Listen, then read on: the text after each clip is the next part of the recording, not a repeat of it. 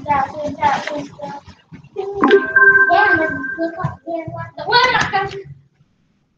Assalamualaikum dan selamat sejahtera. Jadi cikgu mulakan hari ini dengan kertas 2 bahagian C, trial per list 2020. Jadi kalau kamu boleh nampak di sini, cikgu sertakan bahagian C, jadi semua boleh tengok. Cikgu nak tunjukkan perkara-perkara yang perlu kamu bagi perhatian untuk menjawab ke bahagian C.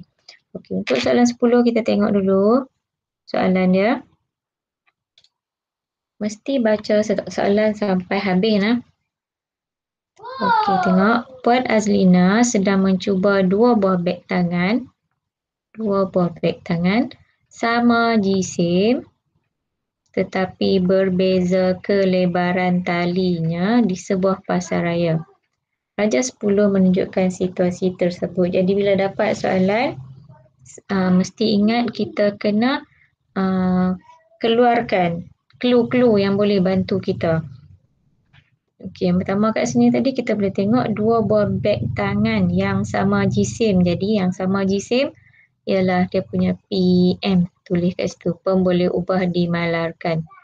Berbeza kelebaran tali. Yang ni adalah kita punya PI, pemboleh ubah dimanipulasikan. Okey, habis. Lepas tu tengok pula gambar. Tengok gambar. Gambar kat sini dia kata tekanan yang dikenakan pada bahu tinggi. Kita tengok kat sini tali yang nipis. Tali yang kata apa tak lebar dan yang ni adalah tali yang lebar. Kita tengok kalau tali yang kecil, tekanan yang dikenakan ke atas bahu tinggi. Tekanan tinggi. Yang ni pula tekanan rendah kalau lebar nah, kalau lebar. Ni lebar. Ni kata apa? Lebar sempit. Bukan sempit. Lebar lawannya kecil ke? Tidak lebar lah. Bubuh tidak lebar, senang. Okey. Tengok kat situ. Okay, so kita dapat kat situ. Jadi tekanan di sini. Sini pun tekanan. Ini adalah pemboleh ubah bergerak balas.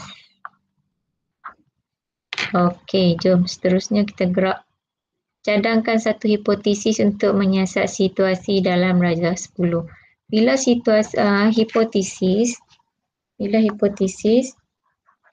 kita boleh ambil daripada situasi yang diberikan ataupun kita boleh ambil dekat bahan radas yang disediakan. Kita tengok bila bahan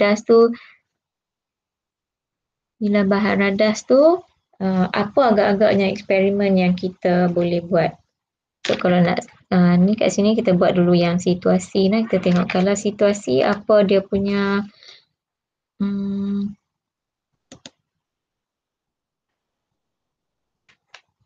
sini ya. Okey, tengok kat sini kalau situasi, contoh jawapan dia bagi. Yang pertama, tali beg yang kecil menghasilkan tekanan yang tinggi. Tali beg yang kecil ni PI dia menghasilkan tekanan tinggi. Atau kamu boleh buat yang kedua, tali beg yang besar atau lebar menghasilkan tekanan yang rendah. Ataupun kamu boleh balik kepada teori, jika luas permukaan kecil maka tekanan tinggi. Ataupun boleh guna semakin bertambah besar luas permukaan, semakin berkurang tekanan. Kita kata kat sini, luas permukaan yang kecil, tekanan dia tinggi, permukaan yang besar, tekanan dia rendah. Okey.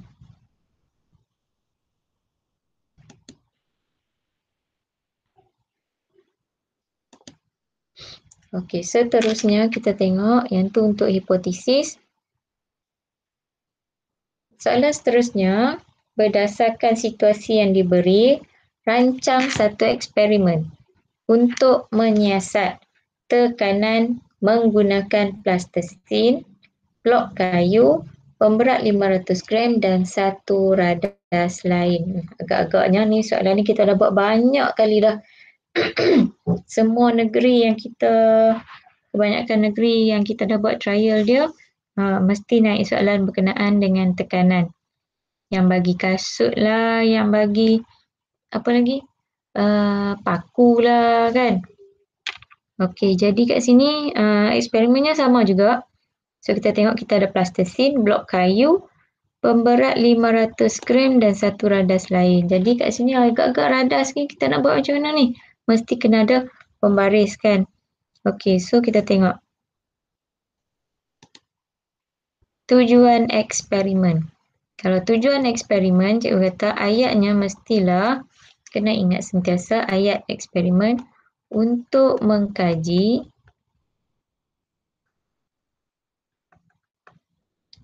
hubungan antara PI dengan PB. Yang ni ayat basic lah. Untuk mengkaji hubungan antara PI dengan PB. Tujuan eksperimen mesti ada perkataan untuk mengkaji, untuk menyiasat boleh juga. Okay, jom kita tengok jawapan dia. Untuk mengkaji kesan luas permukaan terhadap tekanan. Luas permukaan ialah PI, tekanan ialah PB. Jadi untuk mengkaji kesan PI terhadap PB. Boleh juga lah. Kita back balik lah. Kat sini kita tukarlah hubungan antara tu, kita tukar. Kita buat kesan supaya kamu taklah banyak sangat benda kamu nak hafal.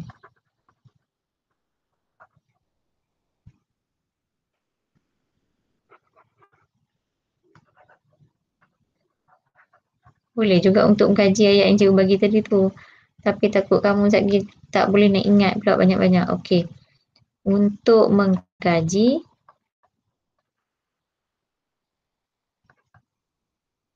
kesan PI terhadap PB. Ayat ni kena hafal lah, hafal. Untuk mengkaji kesan PI terhadap PB. Jadi, untuk mengkaji PI kita tadi sebelah sini ya. PI kita tadi luas permukaan lah. Luas permukaan ni di sini tidak lebar dengan lebar ni. Kecil ya, kecil dengan lebar ni. Untuk mengkaji luas permukaan lah. Luas permukaan terhadap tekanan ataupun tekanan tu kita nak cek dekat mana, macam mana kita nak tahu tekanan. Kita mesti ukur kedalaman lekukan terhadap plastisin tu. Okay, next. Kat sini next ialah kita nak cari mengenal pasti pemboleh ubah dimanipulasikan dan bergerak balas. Biar pilih dia nak dua saja pun, tapi kita bagi saja. Okey, kalau kat sini dia nak dua kan? Dia nak dua, dia dah mention lah, jadi tak boleh nak ikut suka kita lah. So kita tulis kat situ pemboleh ubah dimanipulasikan apa dia? Dan pemboleh ubah bergerak balas. Kamu aja penuh lah. Bergerak balas apa dia? Jadi tengok balik dekat kita yang kita duk conteng-conteng tadi. Dimanipulasikan kat sini. Tengok kat sini lah. Kita ada blok kayu. Mestilah blok kayu yang berbeza dia punya luas permukaan. Mungkin kita ambil satu blok kayu. Kita ambil satu blok kayu. Katakan. Okey, satu blok kayu. Satu kita letak dia menegak. Satu lagi kita letak dia melintang. Blok kayu yang sama.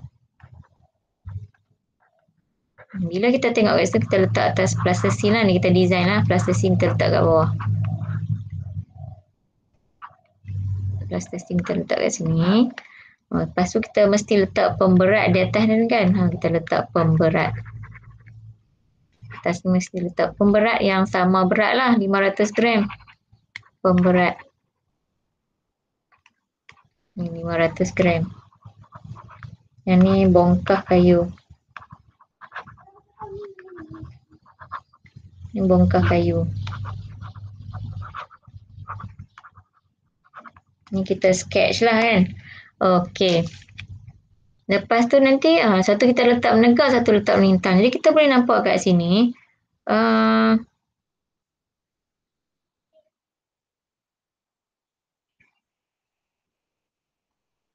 Okey, kita boleh nampak dekat sini.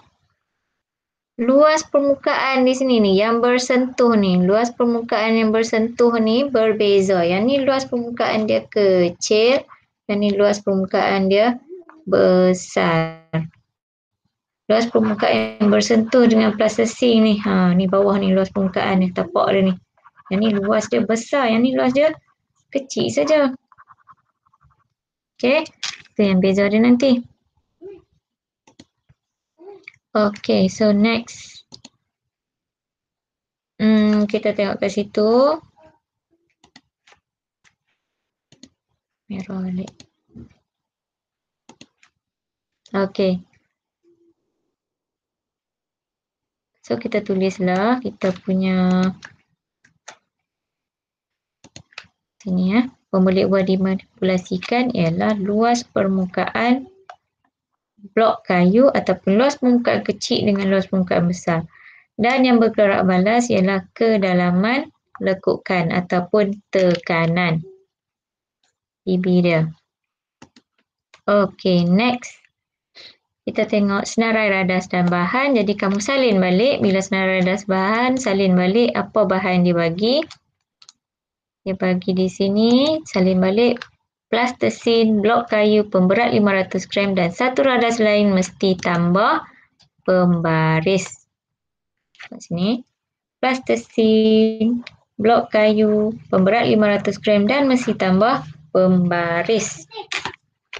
Okay, next ialah dia punya prosedur atau kaedah. Prosedur atau kaedah, cikgu cakap kamu mesti kena lukis. Lukis macam yang cikgu buat tadilah. Prosedur atau kaedah di sini ya. Prosedur atau kaedah kamu mesti lukis. Okeylah, ada satu blok kayu. Kamu buat melintang dululah. Supaya nanti tak payah nak senang sikit.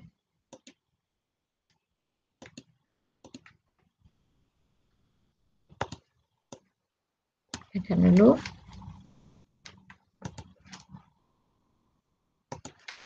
Okey, lukiskan blok kayu, katakan. Lukis. Ni blok kayu diletakkan di atas plastisin. Ni ada plastisin. Bongkar plastisin.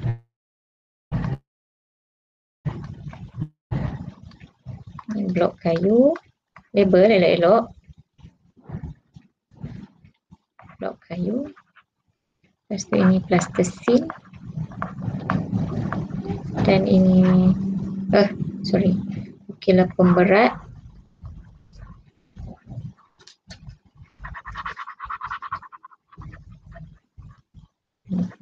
Pemberat selalu orang lukis macam ni lah.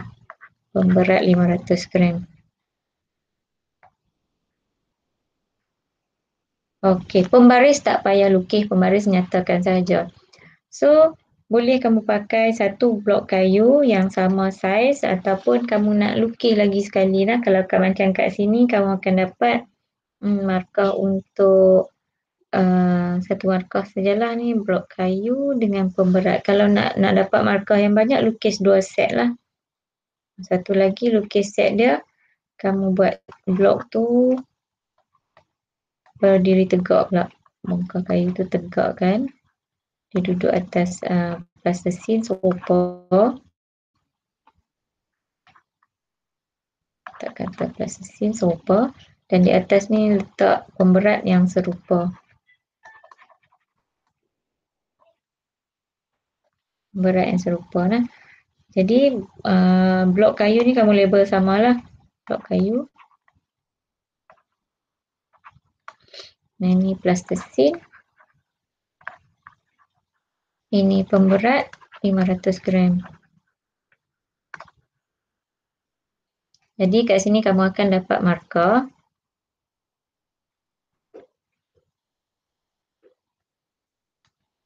So, dapat markah di sini. Satu ni untuk PM, dapat markah pemberat. Dan dapat markah sini, blok kayu ni, dua-dua ni untuk PI. Sebab kedudukan luas permukaan dia, luas tapak dia ni berbeza nah. Okey, dapat markah untuk PI. PB tak dapat lah. So, dua markah kat sini. Kalau lukis saja. Lepas tu kenalah explain. Kalau nak explain, kita tengok macam ni cara nak explain dia nak.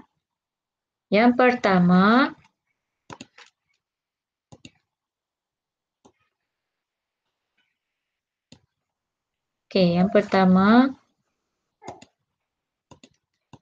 yang pertama kita boleh letakkan blok kayu dalam keadaan menegak di atas plasticine. Letakkan pemberat 500 gram di atas blok kayu. Ukur kedalaman lekuk dan rekodkan. Ulang langkah 1 hingga 3 dengan menggunakan blok kayu dalam keadaan melintang. Habis. So ada 4 kat situ. 4 markah lah. So dia ada kat sini sebab dia kata ulang. Ulang ni adalah syarat.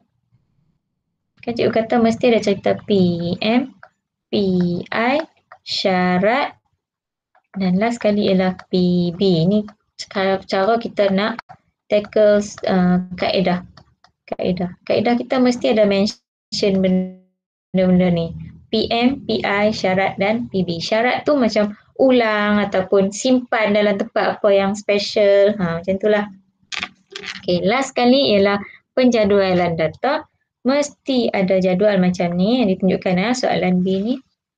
Dan mesti kita letakkan di sebelah kiri PI, sebelah kanan PB. Nak tulis kedalaman lekuk pun tak apa, tekanan pun tak apa. Kanan. Dan kena ada kat sini, luas permukaan kecil, luas permukaan besar. Result ni tak payah tulis, tinggalkan kosong. So dapatlah kat situ 10 markah. Okay, next kita tengok soalan 11. Jadi cikgu tengok sini pula soalan 11.